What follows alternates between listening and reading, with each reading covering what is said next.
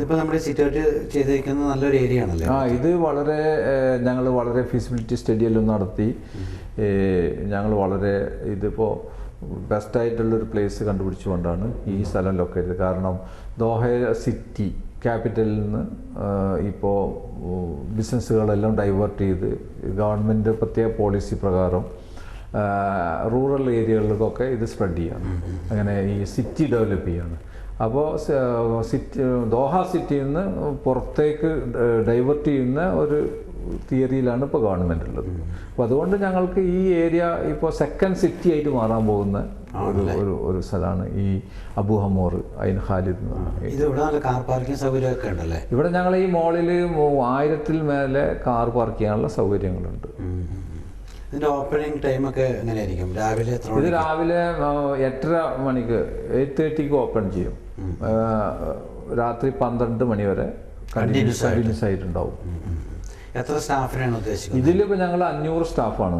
500 staff. ഞങ്ങൾ മറ്റുള്ള കമ്പനികളിൽ ഞങ്ങളുടെ മറ്റുള്ള സ്ഥാപനങ്ങൾ ഗ്രൂപ്പ്, ഇത് സഫാരി എന്ന ഗ്രൂപ്പ് ഓഫ് കമ്പനിയാണ്. സഫാരി ഗ്രൂപ്പ് എന്നാണ് ഇതിന് പറയാം.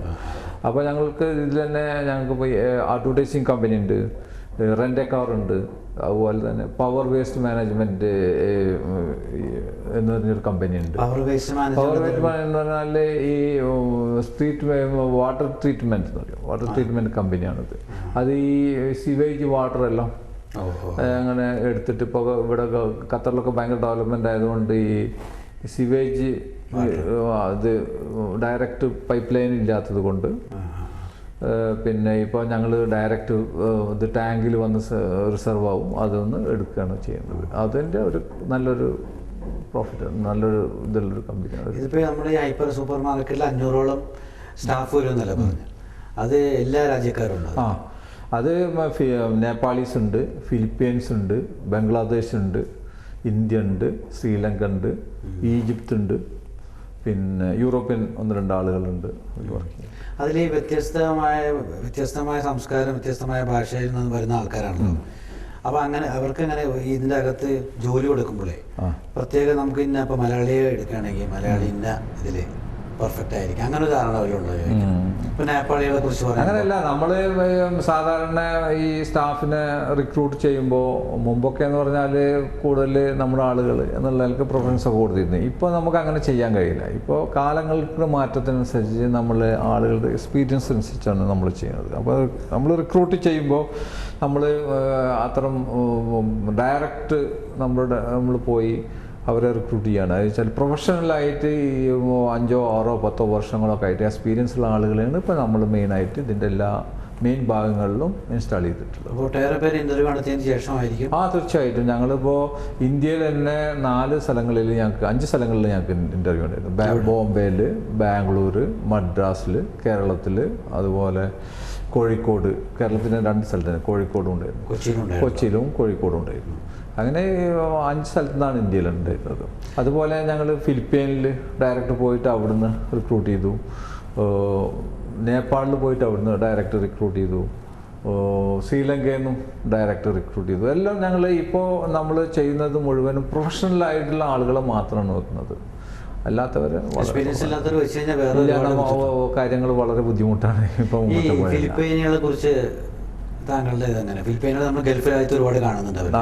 ഫിലിപ്പീനുകൾ എന്ന് പറഞ്ഞാൽ അവർക്കുള്ള ഗുണം, അവർ വളരെ സിൻസിയറാണ്, വളരെ ഓണസ്റ്റാണ്, പിന്നെ ജാടില്ല, പരസ്പരം അങ്ങോട്ടും ഇങ്ങോട്ടും പഴി ചാരുക, അല്ലെങ്കിൽ എന്താ പറയുക, ഒരു അസൂയ വെച്ച് പുലർത്തുക, അല്ലെങ്കിൽ ചെയ്യുന്ന ജോലിയോട് ഒരു ആത്മാർത്ഥത ഇല്ലാതിരിക്കുക, അങ്ങനെയൊന്നുമില്ല. അവർക്ക് വളരെ ആത്മാർത്ഥത കൂടിയിട്ടാണ് അവർ. വളരെ ഫ്രീ മൈൻഡഡാണ് അവർ. വളരെ നല്ല സ്റ്റാഫാണ്. ഇപ്പം നമ്മൾ ഇപ്പോൾ കാണുന്നതിൽ വെച്ച് ഏറ്റവും നല്ല സ്റ്റാഫായിട്ട് അവരെയാണ് കാണുന്നത്. അതാണ് ഫിലിപ്പീനുകളെ നമ്മൾ റിക്രൂട്ട് ചെയ്യാൻ മെയിനായിട്ടുള്ള കാര്യം. പിന്നെ വളരെ പ്ലീസിങ് ആണ് അവർ. വളരെ താഴ്മയോട് കൂടിയിട്ടാണ് നമ്മളെ കസ്റ്റമേഴ്സിനേറ്റവും മാനേജ്മെൻറ്റിനേറ്റവും അവരുടെ അപ്രോച്ച്. പിന്നെ എഡ്യൂക്കേറ്റഡ് ആണ് എല്ലാവരും. നല്ല ഇംഗ്ലീഷൊക്കെ നന്നായിട്ട് സംസാരിക്കാനും എഴുതാനൊക്കെ നല്ല എക്സ്പീരിയൻസ്. നേപ്പാളികൾ നമ്മളെ എന്താ പറയുക, നമ്മൾ കുറ്റം പറയാൻ പാടില്ല, പക്ഷെ മലയാളികളെ പോലെ അല്ല പ്രത്യേകിച്ചും. അവർക്കുള്ള ഗുണം എന്ന് വെച്ചാൽ അവർ നേപ്പാളി എഡ്യൂക്കേഷൻ കുറവാണെങ്കിലും എല്ലാ ജോലികളും ഹാർഡ് വർക്കിംഗ്. ഹാർഡ് വർക്കിങ്ങിന് എല്ലാ ജോലികൾക്കും ലേബർ വർക്ക് ആയിട്ടുള്ള എല്ലാ വർക്കും ക്ലീനിങ്ങിലോ അല്ലെങ്കിൽ എന്ത് ഹാർഡുള്ള വർക്കുണ്ട് ബുദ്ധിമുട്ടുള്ള വർക്ക് ഉണ്ടെങ്കിൽ അവർക്ക് കൊടുത്താൽ അവർ തിരിച്ചൊന്നും പറയാതെ അത് ചെയ്യുക എന്നുള്ളത് അവരുടെ ഒരു പ്രത്യേകതയാണ്. വളരെ വളരെ അധികം ഞങ്ങൾക്കിപ്പോൾ ഏകദേശം ഒരു 250ഓളം സ്റ്റാഫ് ഞങ്ങൾക്ക് നേപ്പാളികളുണ്ട്. ഈ ലേബർ വർക്ക് ഇപ്പോൾ ലോഡിങ് അൺലോഡിങ് ക്ലീനിങ് അങ്ങനെയുള്ള എല്ലാ ഭാഗങ്ങളിലും ഞങ്ങളിപ്പോൾ നേപ്പാളികളാണ്. അത് നമുക്ക് ഒരാഴ്ച 10 ദിവസം 1 മാസമൊക്കെ അവർ നമ്മളായിട്ട് നന്നായിട്ട് സഹകരിക്കും, അല്ലെങ്കിൽ ഒരു 6 മാസം. അത് കഴിഞ്ഞാൽ പിന്നെ അവനെ നമ്മൾ കൺട്രോൾ ചെയ്യണമെങ്കിൽ ഭയങ്കര പ്രയാസമായിരിക്കും. അതാണ് ഇപ്പോൾ കണ്ടുകൊണ്ടിരിക്കുന്നത്. അതുകൊണ്ട് ഞങ്ങളിപ്പോൾ ഈ കേരളത്തിൽ ഇന്ത്യയിൽ നിന്നൊക്കെ എടുക്കുന്നത് പറഞ്ഞാൽ എഡ്യൂക്കേറ്റഡ് ആയിട്ടുള്ള ആളുകൾ ഇറ്റ്സ് വളരെ ബെസ്റ്റ് ഇൻ കേരള. ഇതിൽ ഏകദേശം 150ഓളം മലയാളീസ് ഇപ്പോൾ ഓൾറെഡി 150-200ഓളം മലയാളീസ് ഉണ്ട്. അതിലെല്ലാം നല്ല ഹൈ പോസ്റ്റിലാണ് അവരുള്ള ആളുകളാണ്. നല്ല IT സ്കിൽഡുള്ളവർ, അതുപോലെ മാനേജ്മെൻറ്റ് സ്കിൽഡ്, അതുപോലെ തന്നെ അക്കൗണ്ട്സ് ഡിപ്പാർട്ട്മെൻറ്റ്, എല്ലാ സെക്ടറിലും നല്ല ഹൈലി എഡ്യൂക്കേറ്റഡ് ആണ്. പിന്നെ നല്ല ബ്രൈറ്റ്നെസ് ആണ് അവർ. അതുകൊണ്ട് നല്ല സപ്പോർട്ട്. ഈ ഹൈപ്പർ സൂപ്പർ മാർക്കറ്റിനെ കുറിച്ച് ചോദിക്കുമ്പോഴേ നമുക്കിപ്പോൾ കണ്ടുപരിചയമുള്ള ലുലു ആണ് ഏറ്റവും കൂടുതൽ. അപ്പോൾ ഞാൻ കേട്ടിരിക്കുന്നത് വെച്ചാൽ ഈ ഓരോ ബ്രാൻഡ് നെയിമിലുള്ള പ്രോഡക്റ്റുകൾ ഓരോ കൗണ്ടർ അങ്ങനെ വേണോ? അതിൻ്റെ ശരിക്കും എൻ്റെ ഒന്ന് വിശദീകരിക്കാമോ? ഹൈപ്പർ സൂപ്പർ മാർക്കറ്റ് ഓരോ പ്രോഡക്റ്റ് വരുന്നത് വിൽക്കുന്നത് എങ്ങനെയാണെന്നുള്ളത്. ഇപ്പോൾ സത്യത്തിൽ ഈ റീറ്റെയിൽ ബിസിനസ്സിൽ പ്രോഫിറ്റ് എടുത്ത് ബിസിനസ് ചെയ്യുക എന്ന് പറഞ്ഞാൽ വളരെ ബുദ്ധിമുട്ടാണ്. കാരണം ഒരുപാട് കോമ്പറ്റീഷൻ ഉള്ളതുകൊണ്ട്. അപ്പോൾ നമ്മൾ ഈ ഷെൽഫുകളൊക്കെ ഇതിൽ റെൻറ്റ് ചെയ്യാൻ 1 മീറ്റർ 2 മീറ്റർ ആയിട്ടൊക്കെ നമ്മൾ അങ്ങനെ അവർക്ക് ഇഷ്ടമുള്ള അതിലിപ്പോൾ നമ്മൾ 1 മീറ്ററാണ് അതിന് വെടുത്ത് കൊടുത്തിട്ടുള്ളതെങ്കിൽ ആ 1 മീറ്റർ ഏരിയയിൽ ഒരു ഫുൾ ഗണ്ടോല അവർക്ക് അതിൽ ഡിസ്പ്ലേ ചെയ്യാൻ കഴിയും. അത് അവരുടേതായ പെർമനൻ്റ് ആണ്. അത് 1 വർഷമോ അല്ലെങ്കിൽ 1 മാസമോ 6 മാസമോ അവർ നമ്മുടെ കൂടെയുള്ള ഒരു അണ്ടർസ്റ്റാൻഡിങ്ങിൽ നമ്മളൊരു എഗ്രിമെൻറ്റ് സൈൻ ചെയ്ത് കഴിഞ്ഞാൽ പിന്നെ ആ സ്ഥലം അവരുതാണ്. അതുകൊണ്ട് അവരുടെ പ്രോഡക്റ്റ് നന്നായിട്ട് അവർക്ക് ഡിസ്പ്ലേ ചെയ്യാൻ വെക്കാം. അതിന് നമുക്ക് മാസം റെൻറ്റ് കിട്ടും. ആ റെൻ്റാണ് നമ്മളുടെ ഇപ്പോൾ സത്യത്തിൽ ഇപ്പോഴത്തെ മെയിൻ ആയിട്ടുള്ള. ഞാൻ അതാണ് ചോദിച്ചത്, അങ്ങനെ കേട്ടിട്ടുണ്ട്. അപ്പോൾ അതിൻ്റെ വിശദീകരിച്ച് പറയേണ്ട പ്രേക്ഷകർക്ക് അറിയാൻ പറ്റും. അതെ. പക്ഷേ നമ്മളൊരു ബിലോ ആവറേജ് സ്റ്റാറ്റസ് ഉള്ള വെക്കാനും പറ്റില്ല അല്ലേ പ്രോഡക്റ്റുകൾ നോക്കിയിട്ടല്ലേ? ഇപ്പം നമ്മൾ മുമ്പത്തെ പോലെ എല്ലാ പ്രൊഡക്റ്റും ഒന്നും വെക്കുന്നില്ല. കാരണം ഇപ്പോൾ ആളുകൾക്കൊക്കെ മനസ്സിലായി. കാരണം എല്ലാ പ്രൊഡക്റ്റും വന്ന് അതൊന്നും ഒത്തിരി മാർക്കറ്റില്ല.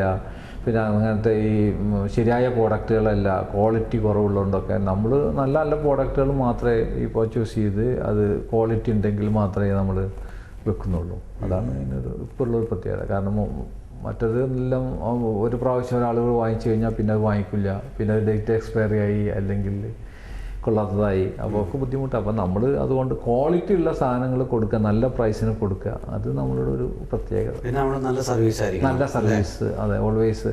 സഫാരി എന്ന് പറഞ്ഞാൽ ഇപ്പോൾ ഞങ്ങൾ ഈ റീറ്റെയിൽ സംരംഭത്തിൽ കടന്നിട്ട് ഏകദേശം 5 വർഷമായിട്ടുള്ളൂ. ഈ 5 വർഷം കൊണ്ട് തന്നെ ഞങ്ങൾ ഇവിടെയുള്ള മേജറായിട്ട് ഇപ്പോൾ വലിയ ഹൈപ്പർ മാർക്കറ്റുകളുണ്ട്, അവരൊക്കെ കോമ്പീറ്റ് ചെയ്ത് ദോഹയിൽ ഇപ്പോൾ ഞങ്ങളൊരു നല്ല സ്ഥാനം പിടിച്ചിട്ടുണ്ട്. ഈ 5 വർഷം കൊണ്ട് ഈ ദോഹയിലുള്ള എല്ലാ വിഭാഗത്തിൽപ്പെട്ട ആളുകളും ഞങ്ങൾക്ക് തന്നെ ഒരു എന്താ പറയുക, ഞങ്ങൾക്ക് തന്നെ സപ്പോർട്ട് കൊണ്ടാണ് ഞങ്ങൾ ഇത്രയും വലിയൊരു 2.5 ലക്ഷം സ്ക്വയർ ഫീറ്റുള്ള ഒരു മാള് സ്വന്തമായിട്ട് ഉണ്ടാക്കാനുള്ള പ്രചോദനം അതിൽ നിന്ന് കിട്ടി.